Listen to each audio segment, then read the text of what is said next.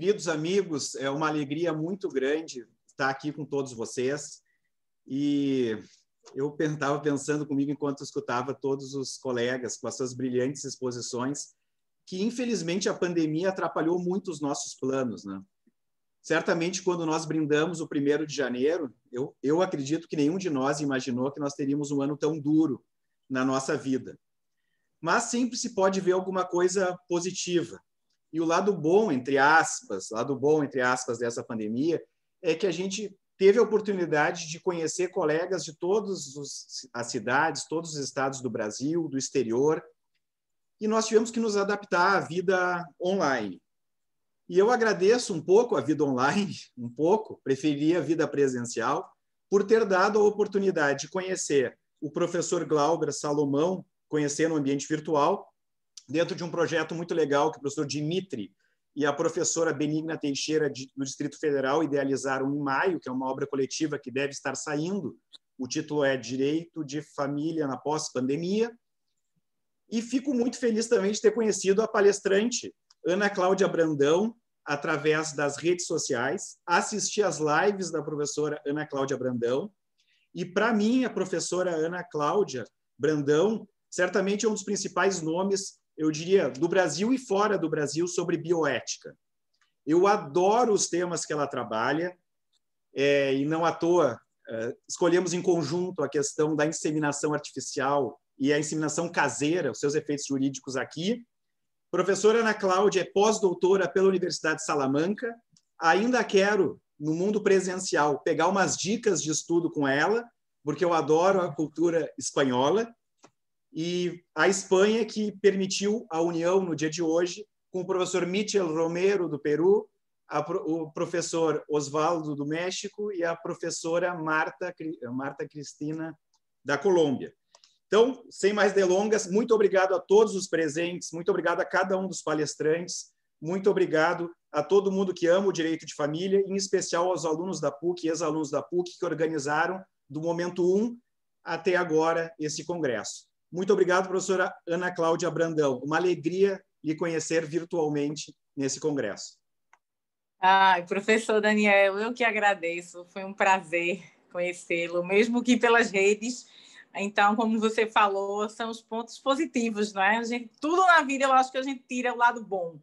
E mesmo que seja com tanta morte, com tanta doença e desgraça, mas a pandemia nos possibilitou isso mesmo, nos manter em contato, mesmo à distância. Eu agradeço suas palavras gentis da minha apresentação e quero dizer que é uma honra estar falando para o pessoal aí tão longe aqui de nós, não é?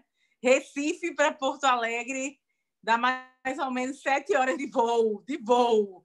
Daí você tira Recife-Lisboa ou Recife-Madrid, são 7 horas e meia, num voo direto. Então, na distância, a gente está bem longe, assim, mas perto de coração, perto de inquietações e de discussões do direito de família, que eu confesso que cada um desses que falaram agora me fizeram refletir cada vez mais sobre os temas e até me angustiar um pouco de saber que a gente precisa de discutir tanto para ver se a gente acha as respostas mais adequadas para os diversos problemas, né? Eu, como magistrada, me inquieto muito com isso, de poder dar uma solução adequada aos litígios e poder prestar uma tutela jurisdicional efetiva.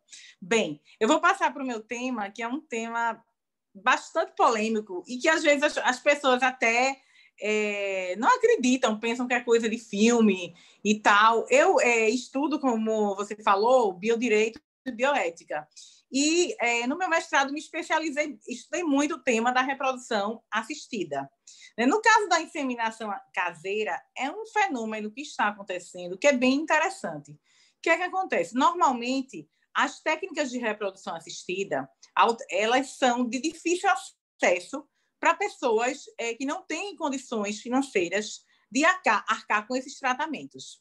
Então, o Conselho Federal de Medicina, ele vinha dando um tratamento para a questão das técnicas de reprodução assistida sob a ótica da infertilidade. Engraçado que o CFM, ele acompanhou as mudanças do STF e foi alterando as normas para permitir que as técnicas fossem utilizadas não só mais em questões de infertilidade, mas também para poder garantir o planejamento familiar de famílias formadas por pessoas do mesmo sexo. Ou seja, essas pessoas não são inférteis, mas elas querem procriar. E há a barreira de serem do mesmo sexo. Então, por isso, elas têm que recorrer a essas técnicas. Então, o CFM foi evoluindo nesse sentido, paralelamente acompanhando o conceito de família que o STF foi atribuindo. O que é que acontece com a inseminação caseira? Muitas vezes, essas mulheres elas não têm acesso, não têm condições financeiras de procurar uma clínica e realizarem esse tratamento. Na maioria dos casos, pelo menos o que a gente tem escutado, as razões de fazer esse procedimento são essas. Como é que acontece isso? Normalmente, a mulher se vale de um doador, que às vezes é amigo, às vezes é conhecido, ou não vou me fingir de inocente e saber que tem vários sites aí de pessoas que estão vendendo, né, que estão comercializando seus espermatozoides.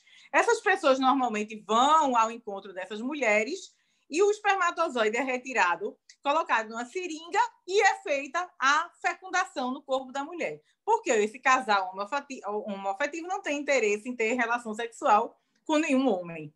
Então, se utilizam desse expediente para poder engravidar e aí nascer o filho. Qual é a diferença? Qual o problema, digamos assim? Qual o reflexo jurídico? Não vou falar problema, mas o reflexo jurídico dessa prática. Primeiro que a gente tem que diferenciar a inseminação caseira da reprodução assistida. Na reprodução assistida, que é feita numa clínica, com médicos, com exames, não há lei no Brasil ainda sobre reprodução assistida, embora nós tenhamos a regulamentação do Conselho Federal de Medicina, que são normas éticas, né, que obrigam aos profissionais de saúde, e nós tenhamos também alguns dispositivos do Código Civil, no 1597, 3 incisos, que tratam da presunção de paternidade em relação ao filho oriundo da técnica de reprodução assistida. E, mais recentemente, o provimento 63 do Conselho Nacional de Justiça. Só para a gente se situar no que aconteceu em relação ao registro dos filhos nascidos de reprodução assistida. Se levantou uma tese de que os filhos nascidos por reprodução assistida eram tratados de forma desigual. Por quê? Porque era necessário que se recorresse ao judiciário para que o juiz de família ou registro civil autorizasse lá no cartório a dupla maternidade ou a dupla paternidade. Ou até mesmo na inseminação heteróloga, que é quando há a figura de um doador num casal hétero, por exemplo, mas o pai não é o marido, né, o pai biológico. Então, era necessário que houvesse autorização judicial para haver esse registro. Então, se entendeu que isso provocaria uma desigualdade, ou seja, o filho que nasce naturalmente, ele vai diretamente no cartório e é registrado, os pais. E quem nasce por reprodução assistida tem que passar pelo judiciário. Então, o que aconteceu? Nesse contexto, o CNJ editou o provimento 63, que trata justamente da filiação socioafetiva, permitindo que as pessoas sejam registradas diretamente no cartório, e também da filiação decorrente da reprodução assistida. Então, ele pede uma série de documentos da clínica que são levados ao cartório de registro e lá é feito o registro diretamente, sem necessidade de judicialização. Então, só vai chegar ao judiciário isso se houver um questionamento, uma dúvida suscitada pelo oficial do registro. Então, até então, normal, vai lá igual ao filho nascido naturalmente. O que acontece com a inseminação caseira? A inseminação caseira, ela não está garantida pelo provimento, porque o provimento 63 do CNJ, ele fala da participação de uma clínica, quer dizer, ele trata desse registro em relação a procedimentos realizados sob os cuidados médicos, reprodução assistida. Nesse caso da inseminação caseira, nós temos uma reprodução natural, não é? Embora ela seja feita com esse método de seringa e tal, mas ela não passou por esse procedimento de fertilização in vitro, de coleta de espermatozoide, de fecundação numa proveta, né? Por isso que é bebê de proveta. Então, ela não está resguardada por essas normas do CNJ que permitem um registro direto no cartório. O que é que vai acontecer com a inseminação caseira? A experiência de Pernambuco é bem interessante. O que é que está acontecendo aqui? Não se consegue, por exemplo, as mães irem diretamente no cartório e registrarem esses filhos com dupla maternidade, oriundos de inseminação caseira.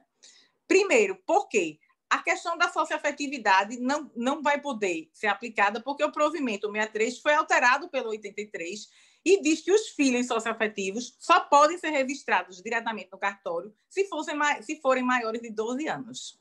Então, essa possibilidade está descartada, de ir no cartório e dizer, ó, filho socioafetivo. Não tem mais como. Né? E o que é que vai acontecer, então? Aqui em Pernambuco, os juízes estão fazendo adoção unilateral, ou seja, a mulher que teve o filho, que é a mãe biológica, né, que foi fecundada, e a parceira dela, a companheira dela, ou a esposa dela, vai pedir a adoção unilateral dessa criança.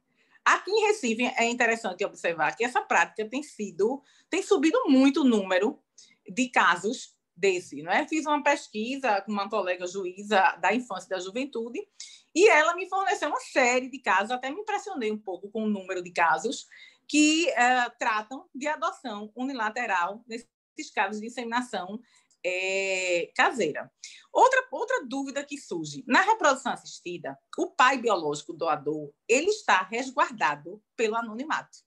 É um princípio que, inclusive, vem mudando no mundo inteiro, porque hoje se reconhece que as pessoas têm direito a saber a sua origem biológica, não para fins de filiação. Então, assim, a Europa, por exemplo, tem modificado a legislação para permitir que a pessoa, ao completar 18 anos, saiba quem foi o doador.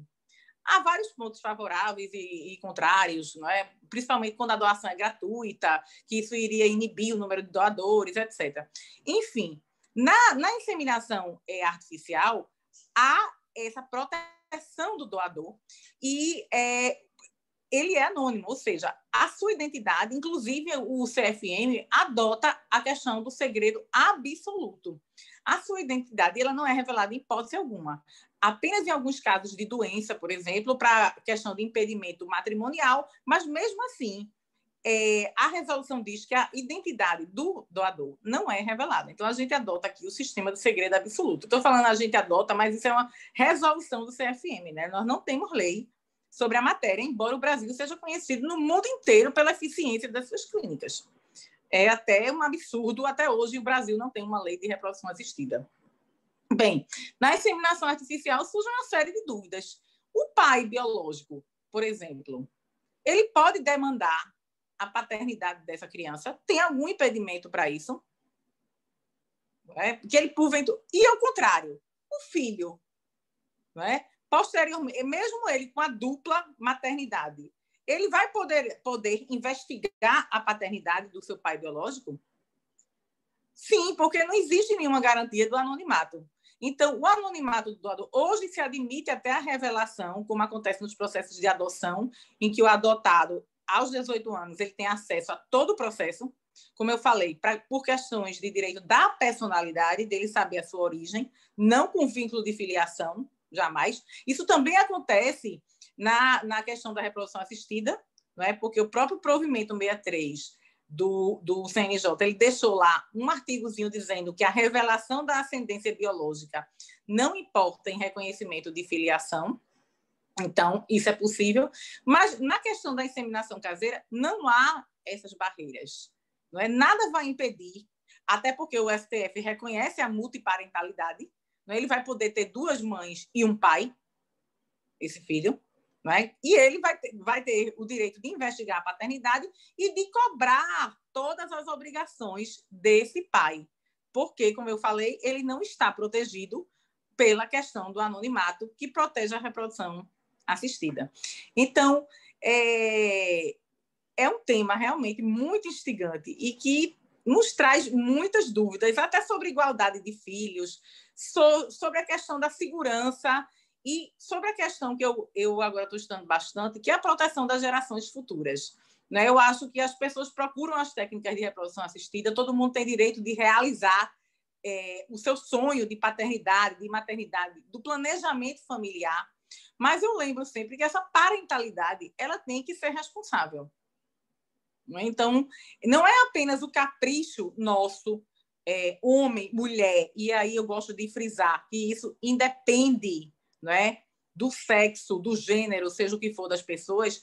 Esse planejamento familiar, ele sempre tem que ser visto sob a ótica da responsabilidade parental.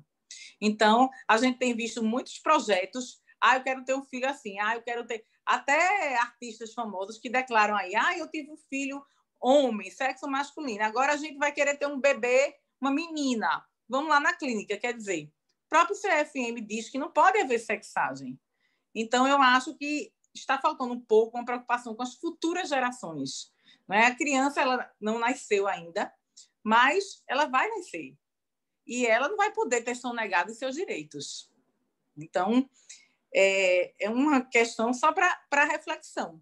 E outro ponto que eu coloco aqui, que é interessante, houve uma preocupação tão grande com a igualdade dos filhos nascidos por reprodução assistida, porém, eu pergunto a vocês, a todos, sobre a seguinte situação. Quando o STF diz que pode haver multiparentalidade, ou seja, eu posso ter um pai socioafetivo, um pai biológico, 2 pais socioafetivos, 2 mães socioafetivas e uma mãe biológica no registro. Mas um filho oriundo da reprodução assistida, já que está garantido o anonimato do doador, e caso seja revelada a sua identidade, não há qualquer vínculo de filiação entre o doador, eu acho que persiste a desigualdade, se é que é uma desigualdade, porque os filhos nascidos de reprodução assistida, eles nunca poderão ter no seu registro o pai biológico. Seria isso uma desigualdade? Né? Para refletir, porque na prática é isso que acontece. Ele vai poder ter o pai, que é, por exemplo, no caso de um casal hétero, ele vai ter o marido que autorizou a mulher a fazer a inseminação com um espermatozoide de um doador, ele vai ser o pai, porque tem a presunção de paternidade que ele autorizou. Na prática, ele é um pai por presunção da lei e um pai socioafetivo, porém, o pai biológico, que é o doador, nunca vai constar desse registro do filho nascido de reprodução assistida, oriundo, feito numa clínica, efetivamente. Então, isso seria uma desigualdade? Né? Então, seriam pontos para a gente refletir também sobre a inseminação caseira, até que ponto esses projetos parentais querem sonegar, né, a identidade do pai, né, que, na verdade, não vão conseguir, né, porque a criança depois vai ter todos os direitos. Esse pai vai ser pai efetivamente biológico e pode ter as relações de filiação, pode ser demandado por alimentos, por nome, por tudo isso. Então, vai ser passível de uma investigação de paternidade, o que não acontece numa clínica. E acho que aqui eu deixo só a reflexão. Quais são os limites da autonomia no planejamento familiar? Não é? Até que ponto a Constituição garante livre planejamento familiar? Mas até que ponto esse planejamento ele esbarra e ele é limitado pela parentalidade responsável? Eu coloco aqui para a gente refletir, como eu digo, o tema ele nos dá muito mais indagações do que respostas. Muito obrigada.